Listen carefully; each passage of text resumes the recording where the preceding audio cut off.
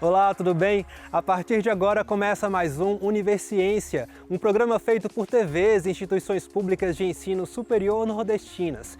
Aqui a gente mostra a importância das produções científicas do Nordeste e como elas têm transformado a vida das pessoas. Vamos ver agora quais pesquisas iremos conhecer. Pesquisadores do Instituto Federal do Maranhão desenvolvem produtos de baixo custo para preservar obras armazenadas em museus e centros de memória. Universidade Federal de Sergipe investiga a circulação do vírus da febre amarela no estado, identificando vetores de transmissão e analisando o sangue de macacos. Um antisséptico que evita inflamações mamárias em bovinos e caprinos está em desenvolvimento pela Universidade Federal Rural do Semiárido, em parceria com a Universidade Federal do Rio Grande do Norte. Pesquisadores da Universidade Federal de Pernambuco encontraram uma vértebra pertencente a um dilofossauro no município de Ibimirim, no sertão do estado. Esse pode ser o osso de dinossauro mais antigo do Nordeste encontrado até hoje. Tudo isso você confere a partir de agora no Universiência.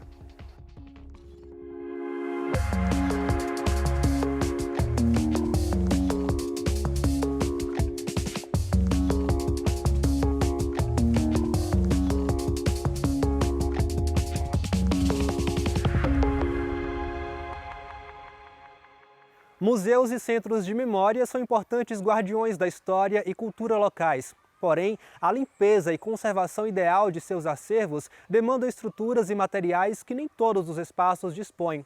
Pensando nisso, o Instituto Federal do Maranhão desenvolveu uma pesquisa multidisciplinar para pensar formas e utilizar produtos de baixo custo e que muitas vezes temos dentro de casa para contribuir com a preservação dessas memórias.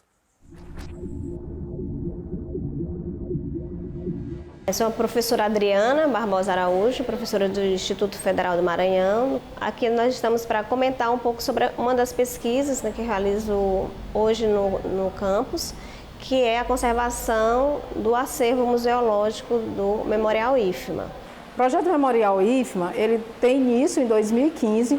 Hoje ele é um projeto estratégico da instituição e ele busca preservar, valorizar e divulgar a memória da educação profissional do Maranhão. Sobretudo o IFMA, né? Quando a gente fala em educação profissional do Maranhão, a gente logo lembra do IFMA durante todo o século XX. A gente tem medalhas, temos também os instrumentos musicais, né? Então é um material bem vasto, já estão mais de 800 peças.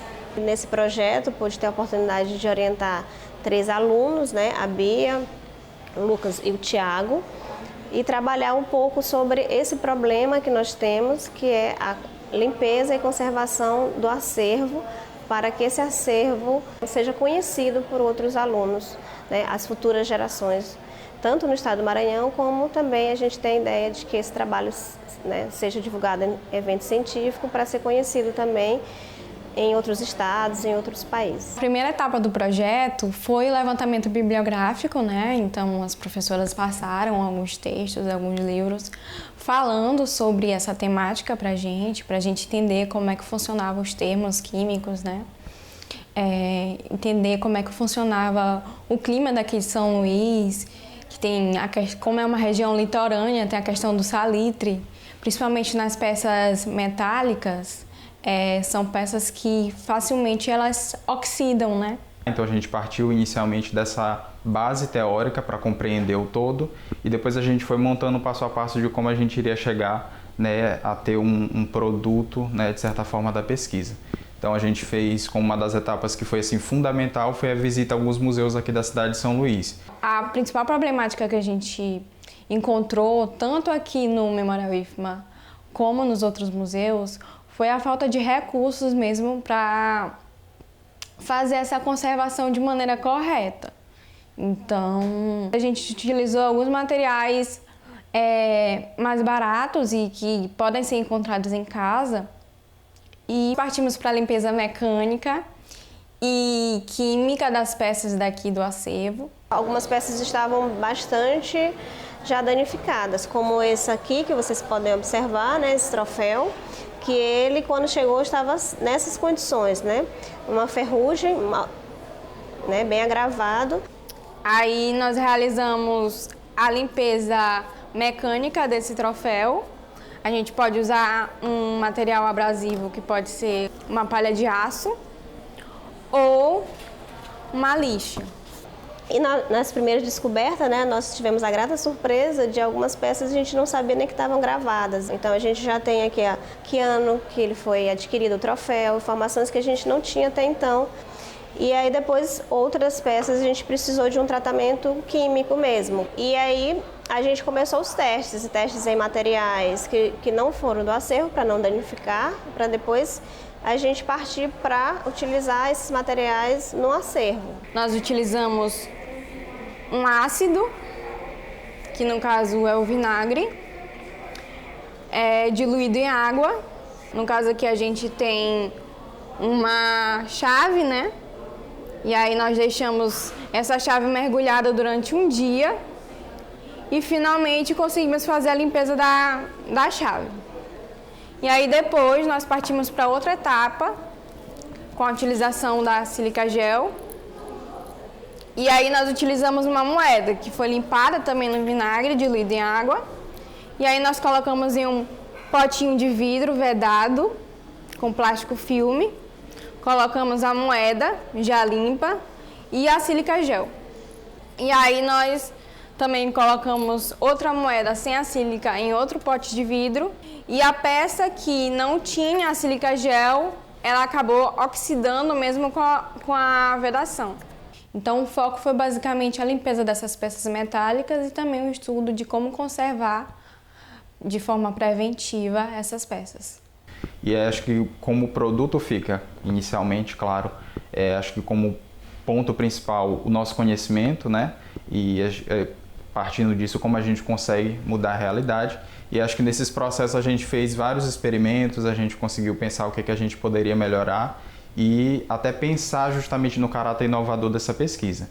Pensar materiais que são alternativos para melhorar a conservação do nosso centro de preservação, mas que isso possa também chegar a outros museus aqui da cidade. Nós utilizamos a sílica gel e nós desenvolvemos uma maneira diferente de utilizar ela. E a gente pensa até em patentear essa ideia, né, que foi desenvolvida nesse projeto. O primeiro desafio foi orientar alunos que não são químicos, né? São alunos que estão em outra formação, que são alunos do curso de licenciatura em artes visuais. E eu mostrei as reações químicas, eles, né, começaram a ter preocupação, será que a gente vai aprender? Estudar tudo isso foi um importante passo, né, para aprender mais, né, estar aberto, estar com curiosidade para essas áreas e entender que quando a gente está participando de um projeto muito maior, que é o Memorial IFMA, a gente vai precisar conversar com diversos profissionais, né, e isso acaba agregando e a gente entender que esse é um trabalho coletivo. No próximo bloco, vamos conhecer uma pesquisa que investiga a circulação do vírus da febre amarela em Sergipe. Não saia daí, a gente volta já já.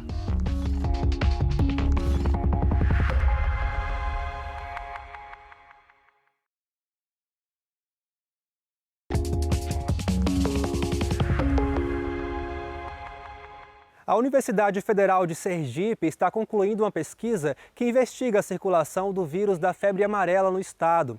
O estudo consiste na identificação de vetores de transmissão e na análise do sangue de macacos. Há cerca de 5 anos, houve uma grande epidemia de febre amarela no sudeste do Brasil, que não era uma área de epidemias de febre amarela. Essa epidemia acabou expandindo e ocorreram muitos casos aqui no nosso estado vizinho da Bahia. Então teve uma mortalidade muito grande de macacos, principalmente de saguis na Bahia. Diante desse cenário, o Laboratório de Entomologia e Parasitologia Tropical aqui da UFES submeteu um projeto para um edital que é Projeto de Pesquisa para o SUS, com o objetivo de investigar a circulação do vírus e os vetores aqui em Sergipe. Então nós estudamos 3 áreas. A primeira foi o Monumento Natural Grota do Angico, lá em Canindé e Poço Redondo, devido à proximidade, né, com Paulo Afonso, onde já tinha ocorrido um caso. O município de Capela, onde a gente tem uma mancha de Mata Atlântica, né, eu achei que era uma área importante lá, porque lá tem o macaco guigó, né, que é endêmico, temos o saguís E é Mata Atlântica, então poderia ter os litores silvestres.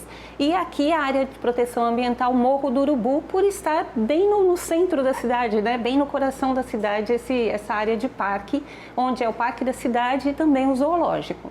No caso do Morro do Urubu, que é o alvo da minha pesquisa de mestrado, o levantamento de campo iniciou em fevereiro com instalação de armadilhas a 1 metro e 5 metros do solo em árvores.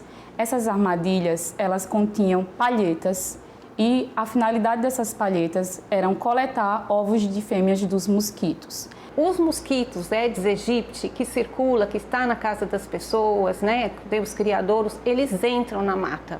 Então, eles podem fazer essa ponte de levar vírus da população para esse ambiente silvestre e do ambiente silvestre para as áreas urbanas. Então, essas espécies que a gente chama de exóticas, que elas não são brasileiras, né, elas são espécies invasoras aqui, elas estão na área urbana e estão se adaptando também para esse ambiente silvestre, né, como se ela retornasse para onde ela veio, que é para a natureza. Então, semanalmente a gente ia até a área de proteção ambiental do Morro do Urubu e fazia a vistoria das ovitrampas. Nas armadilhas também foi possível identificar a presença de larvas. Essas larvas, elas eram trazidas aqui para o laboratório, né, colocadas nas bandejas e alimentadas com ração para peixe. Essas larvas, elas eram criadas até o 4º estágio de desenvolvimento do mosquito, quando elas eram aquecidas, né, em água a 60 graus e depois fazia a montagem dessas larvas em lâmina para identificar a espécie do mosquito. Nós coletamos sangue de saguis em 3 áreas para avaliar se eles tinham anticorpos para a febre amarela, ou seja, se eles já tiveram, né, contato com o vírus. Tanto em área de mata, para ver as espécies silvestres que transmitem febre amarela entre os macacos, e nas áreas próximas dessas matas, para ver se tinham mosquitos que transmitem nas áreas urbanas, como a Aedes aegypti, por exemplo. Além da coleta dos ovos, nós fazemos a aspiração manual dos mosquitos. Nós colocamos um coletor em mata fechada e outro coletor em mata onde há uma maior circulação de pessoas. O coletor vai até a mata fechada e fica esperando qualquer mosquito que se aproxime e ele captura com um aspirador manual. Nós temos 2 finalidades ao capturar esses mosquitos. A gente quer saber a biodiversidade desses mosquitos nessa área e para fazer a análise molecular, em saber se ele está infectado com algum vírus de importância médica ou algo do tipo.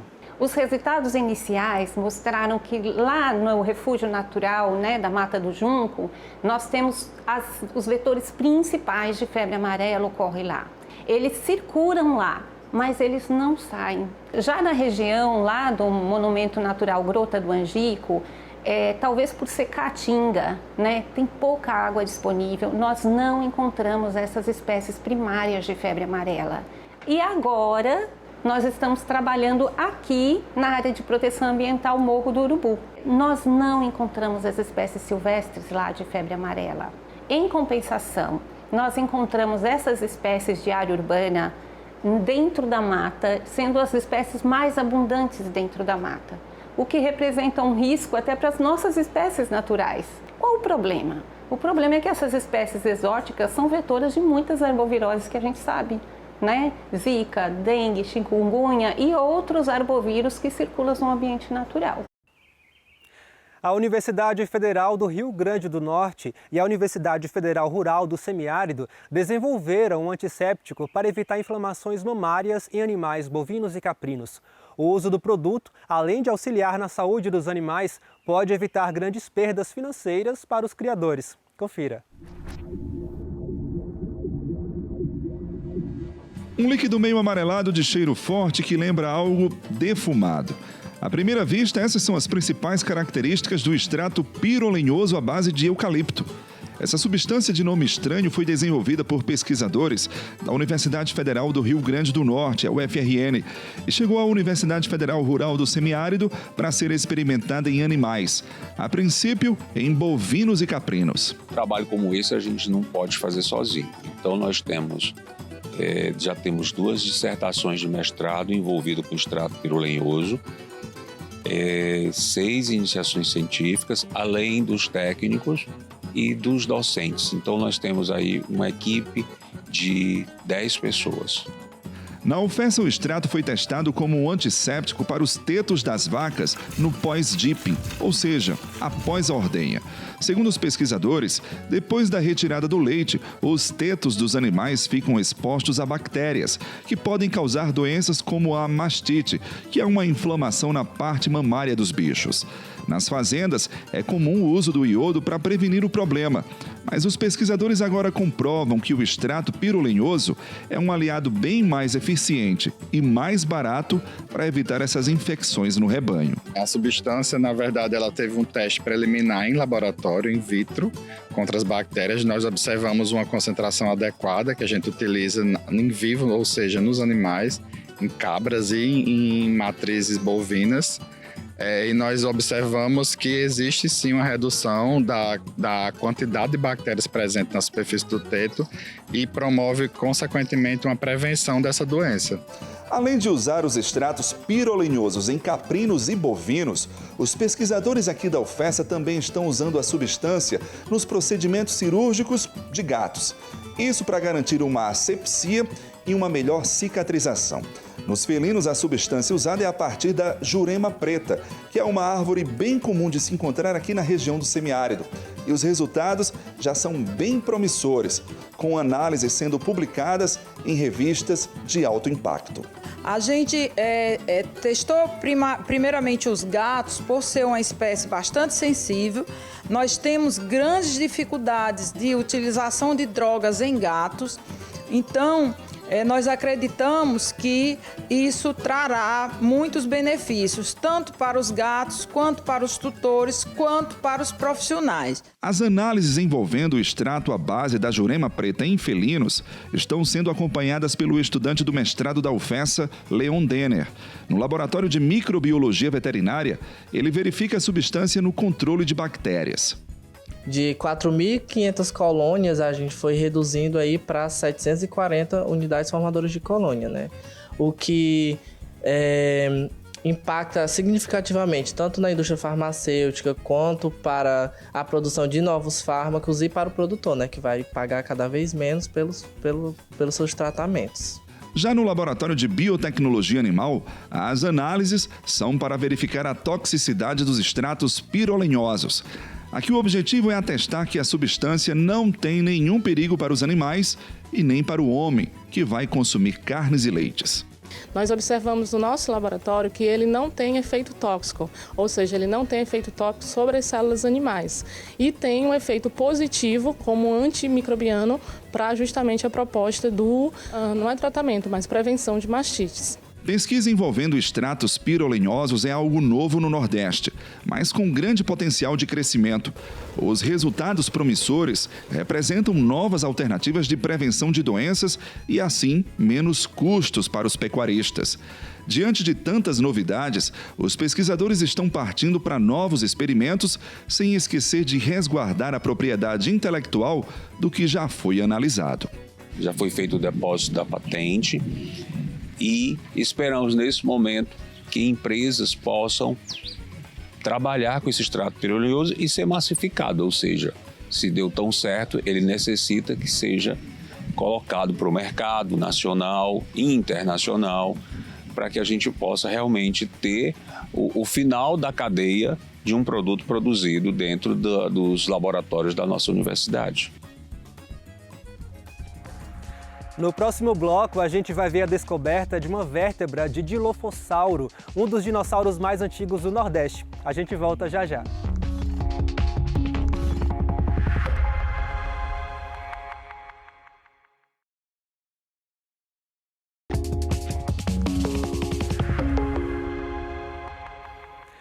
O que parecia ser um simples trabalho de campo acabou se tornando uma importante pesquisa para a paleontologia nordestina.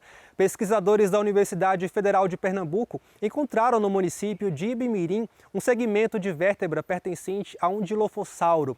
Esse pode ser o osso de dinossauro mais antigo do Nordeste encontrado até hoje. Então, os nossos trabalhos na formação Aliança, né, que é da Idade Jurássica, eles acontecem em função dos alunos, nossos alunos de mestrado, doutorado, né? E também alguma disciplina de campo da graduação, em que a gente faz excursões assim. Esse local onde foi encontrado e onde ocorre muito a formação Aliança é em Ibimirim, né? No centro do estado de Pernambuco.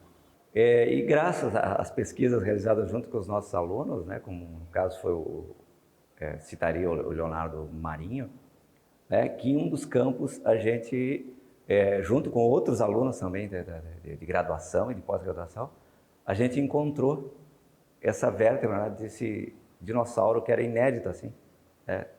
Jamais alguém tinha encontrado um dinossauro nessa formação, né? Que hoje a gente já considera como sendo um Dilophosauride, né, um dinossauro da família Dilophosauride. Quando coletamos, né, de cara a gente já imaginou que era já conhecida de um crocodilo, que já havia sido estudado antes, né? Passou-se um bom tempo, né? Veio a pandemia, né? E o Leonardo Marinho, né, em casa estudando os dinossauros, se deparou com um trabalho que tinha uma vértebra muito parecida. Quando eu descobri que era um dinossauro, foi mais ou menos ali entre 2021 e 2022, eu estava lendo um artigo sobre vértebras de dinossauros e aí eu notei características que a gente chama de características derivadas ou características sinapomórficas nessa vértebra que eu estava estudando nesse artigo e vi que era muito semelhante à vértebra que a gente tinha coletado lá em 2019. Né, numa disciplina com os alunos de graduação e tudo. E aí, todo esse material estava comigo em casa, porque estava no meio da pandemia, e eu precisava estudar os fósseis, né, claro, com a autorização do professor. E aí, estava estudando em casa e eu percebi a semelhança. Na hora eu fui falar com o Edson e falei, olha, as características batem e vamos marcar um dia para a gente vir no laboratório, se debruçar dos artigos que existem no mundo sobre vértebras de dinossauro. E aí a gente veio e conseguimos encaixar todas as características, assim, sabe? Perfeitas. Então, seria realmente o primeiro dinossauro da formação Aliança, assim como foi, que a gente publicou, né? Essa vértebra de dinossauro ela apresenta 3 características diferentes da vértebra de crocodilo. A primeira é o sulco ventral, né? A gente consegue ver essa quilha aqui, que só tem em dinossauros. A présiga apófice, apontada para a parte posterior da vértebra. E o processo transverso na parte anterior da vértebra. Todas as características que eu comentei da présiga apófice e do processo transverso servem para sustentar a musculatura do animal. A descoberta dos dinossauros, ela sempre tem um impacto. Às vezes é um impacto até maior que outras áreas, né? No caso específico, a gente está trabalhando uma rocha jurássica, né? E o Jurássico, no mundo todo, ele não é bem representado assim, em termos de formações, né? São raras as formações dessa época, né?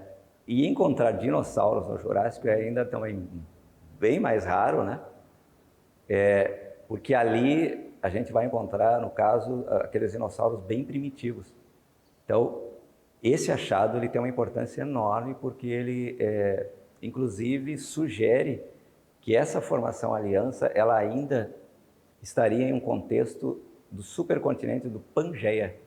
A gente tendo um fóssil com as características assim de animais pangeicos, que chamam de ampla distribuição, então isso também nos traz uma pista sobre a idade dessa formação. Fiquei super feliz assim, de um fóssil extremamente importante, sem ser dinossauro, um fóssil extremamente importante, eu ter feito essa descoberta. Então, como geólogo, eu me sinto feliz por isso, por ter contribuído com todo o arcabouço acadêmico e científico que a geologia vem construindo no Nordeste. O Univerciência de hoje fica por aqui. No próximo programa traremos mais pesquisas inovadoras para que você possa conhecer o que tem sido produzido nas instituições públicas de ensino superior nordestinas. Caso tenha alguma dúvida, envie um e-mail para universiciencia@uesb.edu.br que a gente te responde aqui em um próximo programa. Muito obrigado pela sua companhia e até mais!